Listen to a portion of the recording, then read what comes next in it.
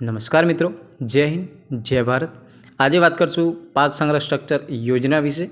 આ યોજનાની જાહેરાત પહેલાં થઈ ચૂકી છે। આની છેલ્લી તારીખ હશે 11 મે। તો જેને પણ ફોર્મ ભરવાનું બાકી હોય તે જલ્દી આ ફોર્મ ભરી શકે છે। યોજનાની વાત કરીશું પાક સંગ્રહ સ્ટ્રક્ચર યોજના, જે 87,500 રૂપિયાની સહાય મળશે, રીતે મળશે અને ક્યારે મળશે, કયા કયા ડોક્યુમેન્ટ જોઈશે તેની સંપૂર્ણ માહિતી આ વિડીયોમાં આપેલી છે। તો વિડીયો સાથે બન્યા રહેજો। આગળ વાત કરશું પાક સંગ્રહ સ્ટ્રક્ચર યોજના વિશે। યોજનાનો લાભ કોને મળવાપાત્ર રહેશે, શું લાભ મળવાપાત્ર રહેશે, લાભ મેળવવા અરજી કયા જગ્યાએ કરવી તેની પણ માહિતી આપેલી છે। કઈ તારીખથી કઈ તારીખ સુધી અરજી કરવી તેની પણ માહિતી છે। કેટલી ક્ષમતાવાળું ગોડાઉન બનવાનું રહેશે, અરજી કરવા માટે કયા કયા ડોક્યુમેન્ટની જરૂર પડશે, એ પૂરી સંપૂર્ણ માહિતી આ વિડીયોમાં આપેલી છે। પાક સંગ્રહ સ્ટ્રક્ચર યોજના, જે બાગાયત નિયામક કચેરી યોજનાનો લાભ ગુજરાતના આપણા તમામ ખેડૂતો આ યોજનાનો લાભ લઈ શકે છે।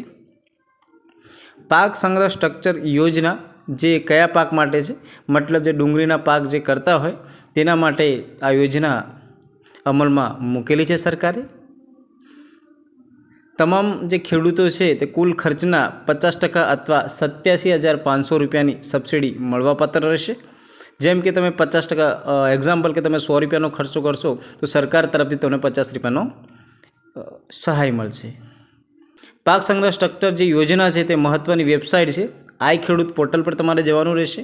જે આઈ ખેડૂત પોર્ટલ પર જશો તો ઓટોમેટિક તમારું પોર્ટલ ત્યાં ઓપન થઈ જશે। જે પણ માહિતી છે ત્યાં તમારે માહિતી ભરવાની રહેશે। અરજી કરવાની અંતિમ તારીખ વાત કરીએ તો 12 માર્ચ 2024થી સ્ટાર્ટ થઈ હતી અને જે 11 તારીખ મે 11 તારીખ છે તેની લેટ રહેશે। જિલ્લા બાગાયત નિયામક કચેરીમાં આજે તમારે અરજી કરી અને જે જિલ્લા બાગાયત નિયામક કચેરી હોય છે ત્યાં તમારે જમા કરવાનું રહેશે। અરજી કરવા માટે કયા કયા ડોક્યુમેન્ટની જરૂર પડશે તે પહેલાં વાત કરી લઈશું। જાતિનો દાખલો, મતલબ જે ફક્ત અનુસૂચિત જનજાતિ છે એ માટે જે લાગુ પડતું હોય તો જાતિનો દાખલો તમારે જરૂર પડશે। સક્ષમ અધિકારીશ્રીનું દિવ્યાંગ અંગેનું પ્રમાણપત્ર, ફક્ત દિવ્યાંગો માટે છે આ। જમીનની વિગત 7/12/8ની નકલની જરૂર પડશે। આધાર કાર્ડની આધાર કાર્ડ છે અને ચૂંટણી કાર્ડની જરૂર પડશે। બેંક પાસબુકની નકલ, રદ કરેલ ચેકની પણ જરૂર પડશે। વન અધિકાર પત્ર ધરાવતા હોય તો તેની નકલ, લાગુ પડતું હોય તો તેની પણ જરૂર પડશે। સંમતિ પત્રકની જરૂર પડશે અને જિલ્લા બાગાયત નિયામક કચેરી જમા કરવાનું રહેશે। આ પૂરી માહિતી લઈ, પૂરી તમારા ડોક્યુમેન્ટ લઈ અને ફોર્મ ભરીને તમારે જિલ્લા બાગાયત જે ખેતી છે ત્યાં તમારે જમા કરવાનું રહેશે। વિડીયો ગમ્યો હોય તો વિડીયોને લાઇક અને સબસ્ક્રાઈબ જરૂર કરી દેજો। જય શ્રી રામ।